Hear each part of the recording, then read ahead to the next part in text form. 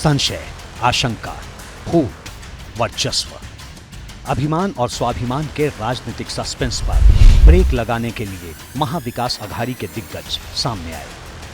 मुंबई के यशवंतराव चौहान सेंटर में press conference की। मंच पर पहली पंक्ति में महाविकास अघाड़ी के सियासी सूरमा विराजमान थे, लेकिन बैठने के क्रम में संयोग ऐसा था कि लेफ्ट से राइट तक उद्धव की शिवसेना का विस्तार था और बीच में शरद पवार की एनसीपी और कांग्रेस के लिए स्पेस था।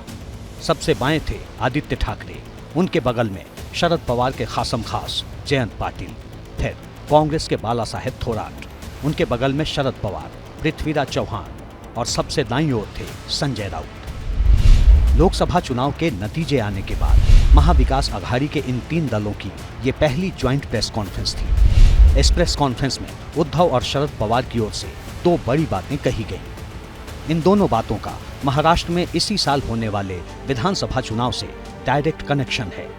दोनों बयान आपको सुनाएंगे, लेकिन उससे पहले ये जान लीजिए कि आखिर महाविकास अघाड़ी की टॉप लीडरशिप के एक साथ एक मंच पर आने के बाद भी क्यों अंदर खाने चर्चा है कि सब ठीक नहीं चल रहा।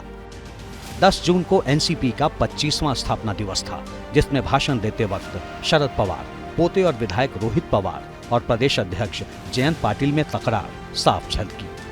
उधर उद्धव ठाकरे के बारे में खबर आई थी कि उन्होंने अपनी पार्टी के संचार संपर्क प्रमुखों को हर विधानसभा सीट पर कैंडिडेट्स की स्क्रीनिंग शुरू करने के लिए कहा है। इसके बाद से चर्चा जोर पकड़ने लगी कि उद्धव गुट अपने दम पर अकेले विधानसभा चुनाव लड़ेगा।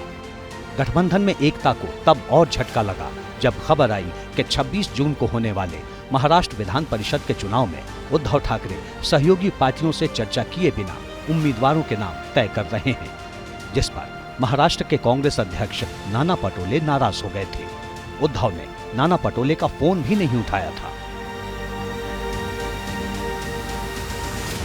हाल ही में लोकसभा चुनाव के दौरान उद्धव ठाकरे और कांग्रेस के बीच में सांगली और मुंबई की लोकसभा सीटों को लेकर घमासान देखने को मिला था।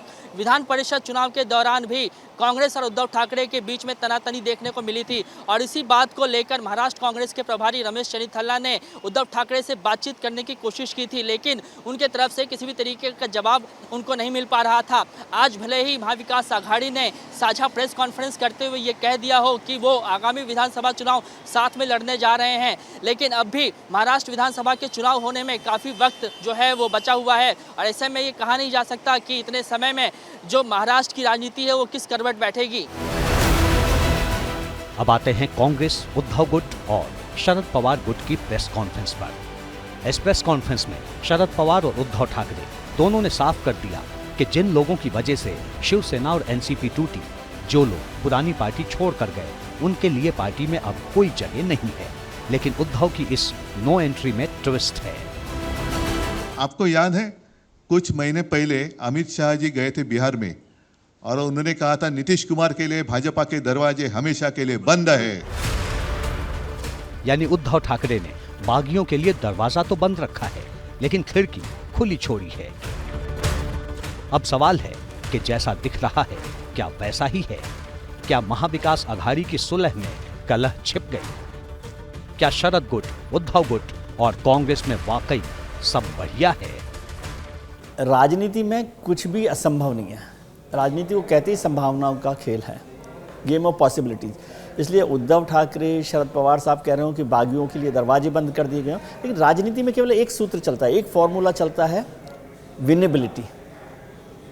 हर राजनीतिक दल, हर राजनेता ये समझता है कि उसको जीत के लिए किसकी ज़रूरत है, और राजनेताओं का दिल वैसे भी बहुत बड़ा होता है, इसलिए वो नाराज़गी जल्दी भूलते हैं और अपने ज़रूरत के आदमी को, ज़रूरत के व्यक्ति को, ज़रूरत की पार्टी को अपने साथ लेने में उन्हें कोई हिचक नहीं होती। और वैसे मेमोरी भी उनकी थोड़ी कमज़ोर होती है, इसलिए कल क्या कहा था उसे आज तक याद रखें ये ज़रूरी नहीं।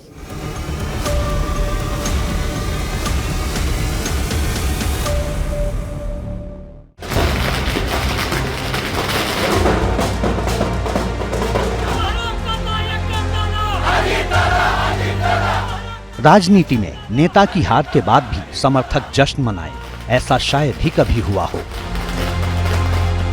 लेकिन बारामती सीट की बात ही कुछ और है। जश्न मना रहे ये लोग सुनेत्रा पवार के समर्थक हैं। वही सुनेत्रा पवार जो एनसीपी चीफ अजित पवार की पत्नी हैं और बारामती से एनडीए की प्रत्याशी थीं। इनका मुकाबला अपनी ननद सुप्रिया सूले से था। सुप्रिया ने सुनेत्रा को 1,58,000 वोटों से मात दी। सुनेत्रा को 5,73,000 वोट मिले थे, जबकि सुप्रिया ने 7,32,000 यानी करीब 50% से ज्यादा वोट पाकर विरोधी की जीत की संभावना खारिज कर दी। अब आप सोच रहे होंगे कि जब सुनेत्रा पवार हार गईं, तो उनके समर्थक जश्न क्यों मना रहे हैं। दरअसल सुनेत्रा की हार के बावजूद उन्हें राज्यसभा का टिकट मिल गया, यानी वो लोकसभा सांसद भले न बन पाई हों, लेकिन संसद के उच्च सदन में पहुंच गईं और सांसद का टैग उन्हें मिल गया। सुनेत्रा पवार ने 13 जून को मुंबई के विधान भवन पहुंचकर राज्यसभा सीट के लिए नामांकन दाखिल किया, लेकिन सुनेत्रा के नामांकन के बाद एनसीपी में कलह की खबरें सामने आई। कहा गया कि पार्टी के सीनियर लीडर और मंत्री छगन भुजबल इस फैसले से बहुत नाराज हैं। सफाई देने अजित पवार को सामने आना पड़ा। स्वतः भुजबळांनी काल सांगितलं मी ह्याच्यामध्ये नाराज नाही, प्रफुल्लभाईंनी सांगितलं, तटकरेंनी सांगितलं। 14 जून की इन तस्वीरों को देखिए। सीएम एकनाथ शिंदे और डिप्टी सीएम देवेंद्र फडणवीस विधान भवन पहुंचे। दोनों तेज कदमों से आगे बढ़े। पीछे कई सवाल थे। सवाल ये कि क्या नरेंद्र मोदी सरकार में कैबिनेट बंटवारे से अजित गुट और शिंदे गुट में कोई नाराजगी है? क्या 400 पार वाले नारे पर शिंदे के प्रहार से बीजेपी खफा है? और क्या महायुति में वाकई सब ठीक है? महाराष्ट्र में एनडीए में सब ठीक नहीं चल रहा, इस थ्योरी को 2 और खबरों ने वायरल किया है। पहली खबर में दावा किया जा रहा है कि विधानसभा चुनाव को लेकर महाराष्ट्र बीजेपी एक सर्वे करवा रही है और वोटर से ये जानना चाह रही है कि क्या असेंबली इलेक्शन में अकेले उतरना चाहिए। दूसरी खबर ये है कि शिंदे सरकार में मंत्री और शिंदे के करीबी नेता अब्दुल सत्तार पर लोकसभा चुनाव में कांग्रेस प्रत्याशी को सपोर्ट करने के आरोप लगे हैं और इस बाबत BJP state chief Chandrashekhar Bawankule को चिट्ठी लिखकर कड़ा एक्शन लेने की मांग भी की गई है। लोकसभा चुनावों के नतीजों को अगर देखें तो सबसे ज़्यादा फेरबदल, टूट फूट और नुकसान फायदे का जो सारा काम है वो महाराष्ट्र में हुआ। और महाराष्ट्र में जो दल थे महाविकास अघाड़ी के साथ या फिर महायुति यानी एनडीए के साथ जो थे, उनमें भी बड़ा नुकसान हुआ है।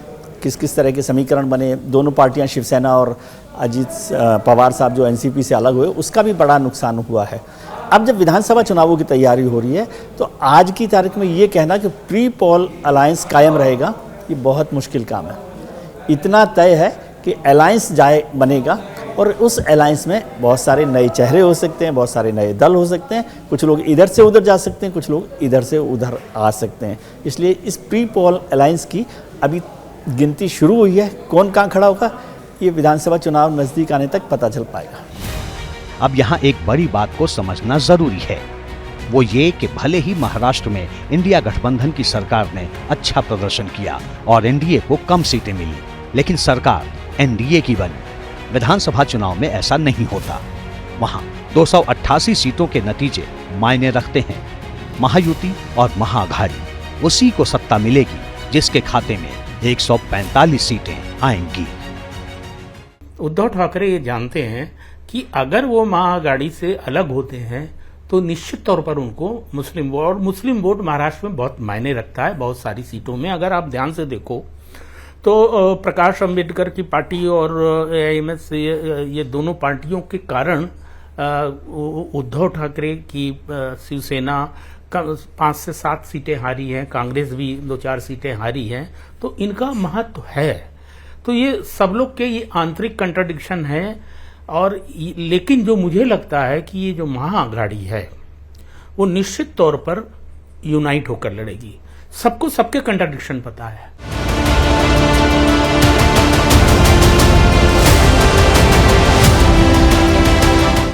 महाराष्ट्र से लेकर यूपी तक बीजेपी एनडीए में रार बढ़ रही है, जिसके सिग्नल रोज सामने आ रहे हैं।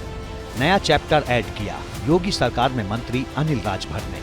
अनिल राजभर ने सुभाषपा चीफ और बीजेपी के सहयोगी ओम प्रकाश राजभर को कुछ नसीहतें दी हैं वो भी कुछ कड़े सवालों के साथ। चुनाव में छोटी मोटी बातें होती रहती हैं, हार जीत लगी रहती है, वोटों का थोड़ा कम ज़्यादा मिलना भी लगा रहता है, लेकिन उसको आधार बनाकर इस तरह की बात करना मैं समझता हूँ कि ये एक बहुत छोटी बात है और ठीक से समीक्षा करना चाहिए। हमारे सर्वोच्च नेता पर कोई बात कहने से पहले सोचना चाहिए। भारतीय जनता पार्टी का एक एक वोट उनके बेटा को मिला है। उनको चिंता करने का विषय है कि राजभर समाज का वोट उनके पास न जाकर क्यों बटा। लीलावती राजभर एक निर्दल उम्मीदवार को 45,000 वोट कहाँ से मिल गया, ये सोचने का विषय है उनके लिए। वैसे मोदी सरकार के पिछले 10 साल और इस बार मोदी सरकार के 10 दिन, इन दोनों को कंपेयर करके देखेंगे तो पता चलेगा कि प्रचंड बहुमत और गठबंधन सरकार का चाल, चरित्र और चेहरा कैसा होता है। मोदी सरकार के बहुमत वाले 10 साल में ना तो पार्टी के अंदर से और ना ही संघ की तरफ से कभी मुखर आलोचना हुई या फिर खुले मंच पर कभी असहमत जताई गई हो, लेकिन अब होने लगा है, वो भी सबके सामने।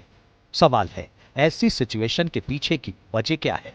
क्या संघ को बीजेपी से स्कोर सेटल करने का मौका मिल गया है? तो जब से आपने बयान दिया उसके बाद से लगातार चर्चा चल रही है अहंकारी, क्योंकि जो अहंकार में था वो 241 पर आ गया, जो राम का विरोध कर रहा था वो 230 के आसपास आ गया, सब मिलकर के। तो इसमें तो अल्टीमेटली यही इशारा मिला ना कि 241 पे तो जो बीजेपी आई है। ऐसा है कि जो सत्य है उसको मैंने अल्टीमेट बता दिया है। जिन्होंने राम का विरोध किया वो सत्ता से बाहर हैं, जिन्होंने राम की भक्ति और आस्था दिखाई वह श्री नरेंद्र मोदी के नेतृत्व में एनडीए के रूप में इस समय सरकार में हैं और उन्हीं के साथ देश आगे बढ़े इसकी शुभकामना करते हैं। ये वो बातें हैं जो पर्दे के सामने हैं, लेकिन पर्दे के पीछे क्या चल रहा है, क्या होने वाला है, इसके संकेत मिलने लगे हैं। क्या बीजेपी की टॉप लीडरशिप और संघ के बीच विवाद का फायदा किसी और को मिल सकता है? अब जब सरसंघ चालक के रूप में मोहन राव भागवत जी कोई बात कहते हैं तो एक बड़ी बात है और उसका संदेश बहुत गहरे जाता है, गहरे जाना भी चाहिए कि जो भी संस्कार में संशोधन अपेक्षित है वो भाजपा में राजनीतिक क्षेत्र में काम कर रहे कार्यकर्ताओं को उनका संदेश है कि वो लोग ध्यान में रखें कि संघ क्या चल रहा है। बीजेपी के लिए सवाल तो है, घर के अंदर भी, साथियों के भी, और विपक्ष तो मजबूत है ही, लेकिन कहते हैं ना, हर अंत में एक आरंभ छिपा है। आगे विधानसभा चुनाव में जाना है, बीजेपी को वक्त रहते कोर्स करेक्शन करना होगा, वरना जिस तरह के हालात लोकसभा चुनाव में दिखे, अगर ऐसा ही रहा, साथी टूटे रहे, तो स्टेट में वैचारिक संकट दिखाई पड़ सकता है।